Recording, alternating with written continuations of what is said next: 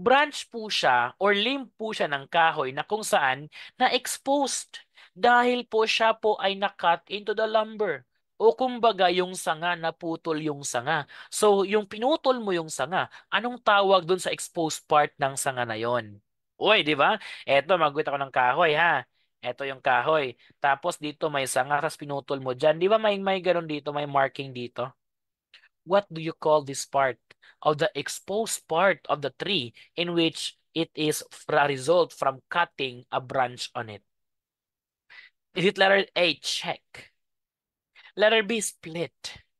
Letter C, decay? Letter D, not. Oy, di ba? Daming sumagot ng letter D, not daw, sabi ng karamihan dito ngayon, no? Totoo nga bang not? No, teachers, pag-uusapan muna natin yung bahagi ng kahoy. No?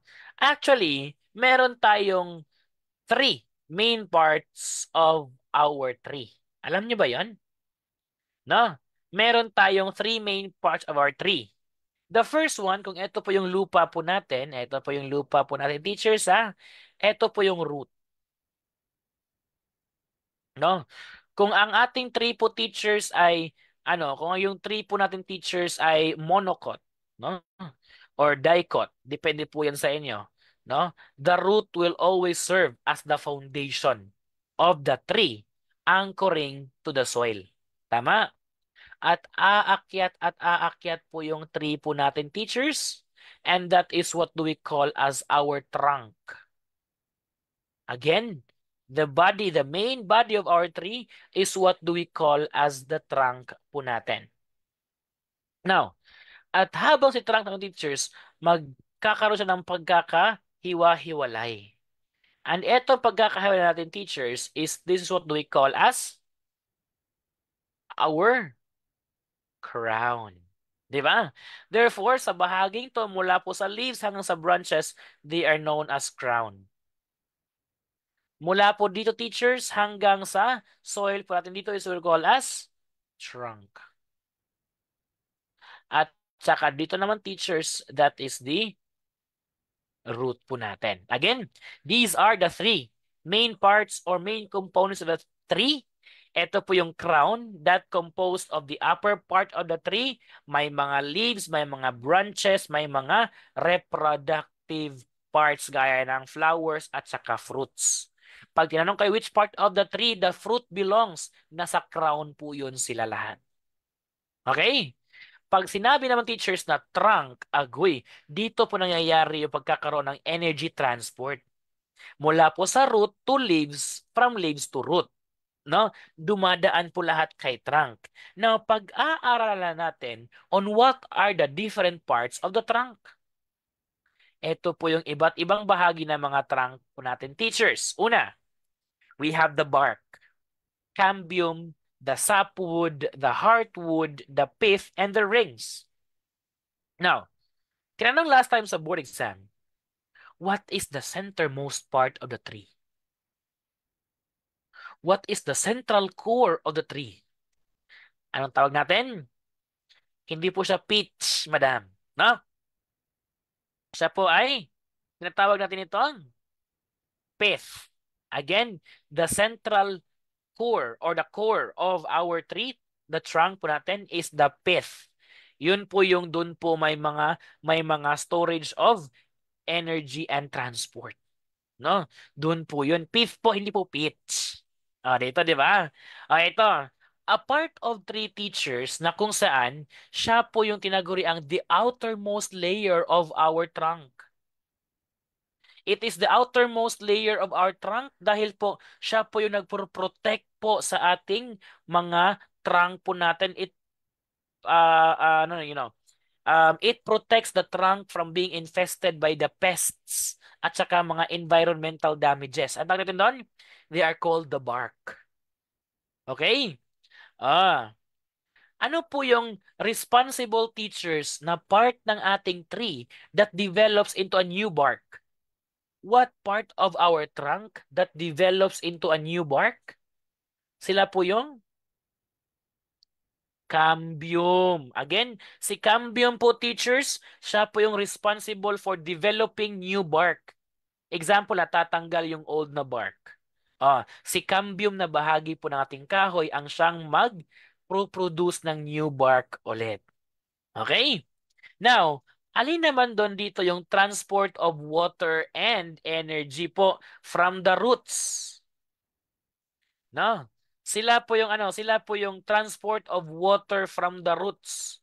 'Di ba yung water is usually from the root, going from the root to the top. Ano natin doon? They are called the sapwood.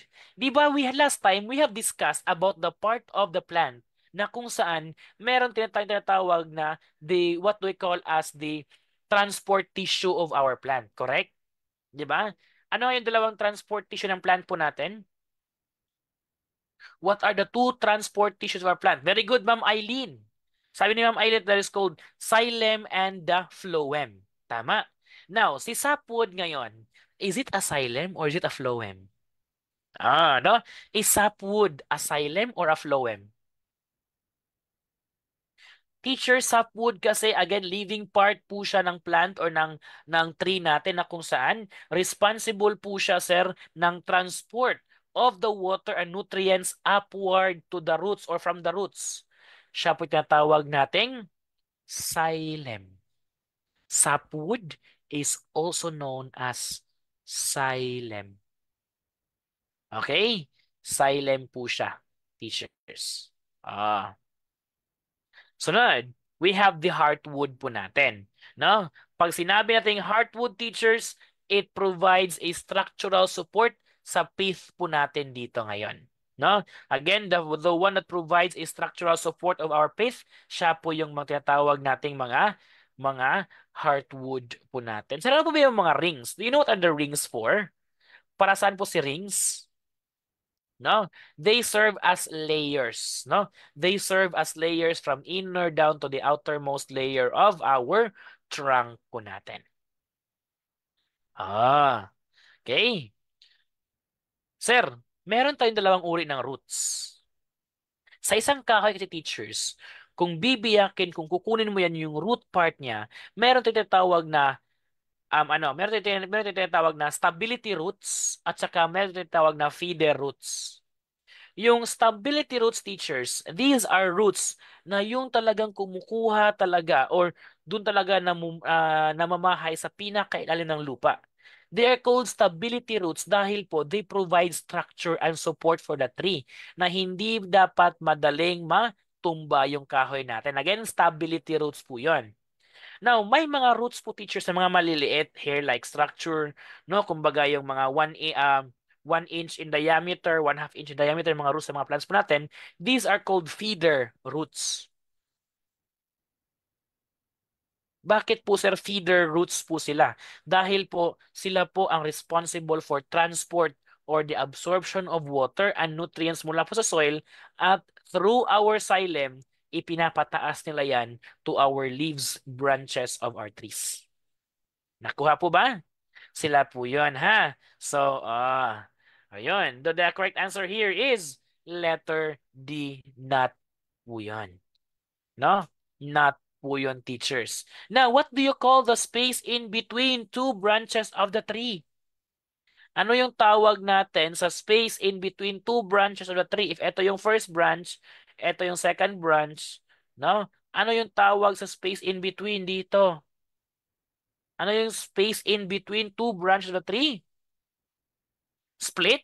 Are are they split? Split po ba yun sila? They are called notch.